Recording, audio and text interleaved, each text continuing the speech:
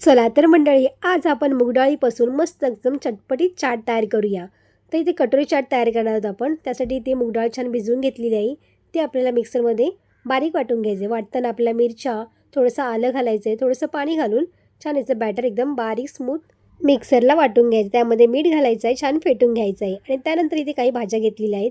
उकडलेले मक्याचे दाणे घ्यायचे आहेत, कांदा घालायचे, शिमला मिरची घालायची, टोमॅटो घालायचे. सगळं मिश्रणामध्ये आपल्याला टोमॅटो सॉस, शेजवान चटणी आणि थोडंसं मीठ घालून छान असं मिक्स करून घ्यायचं आहे. आपलं स्टफिंग हे तयार झालेलं आहे. आणि त्यानंतर आपल्याला अप्पे पॅन घ्यायचं आहे. अप्पे पॅनमध्ये थोडंसं तेल लावायचं आहे आणि आपलं जे मुगाचं बॅटर आपण तयार केलं होतं ते एक एक चमचा घालून आपल्याला त्याच्यानंतर हे छान असं पसरून घ्यायचं. बघा, चम्मचच्या साहाय्याने आपल्याला छान असं पसरून घ्यायचं, म्हणजे याच्या वाट्या तयार करून घ्यायच्या आहेत. आणि हलक्या आपल्या हाताने हे आपल्याला पसरून घ्यायचं, म्हणजे वाटायची छान पातळ तयार होतात. आता हे स्टफिंगसुद्धा आपल्याला भाज्यांचं घालून घ्यायचं आहे आणि वरून आपल्याला चीज घालायचं आहे. झाकण ठेवून आपल्याला चीज मेल्ट होईपर्यंत, छान एकदम क्रिस्पी होईपर्यंत आपला हा नाश्ता आहे ते फ्राय करून घ्यायचा आहे. तर तुम्ही ते बघू शकता. बघा, मस्त हेल्दी आणि पौष्टिक आपला आहे कटोरी चाट खाण्यासाठी तयार झालेलं आहे. तुम्ही सुद्धा नक्की ट्राय करून बघा आणि तुम्हाला रेसिपी कशी वाटली मला कमेंट करून सांगा. रेसिपी आवडली असेल तर लाईक, शेअर आणि सबस्क्राईब करा. धन्यवाद.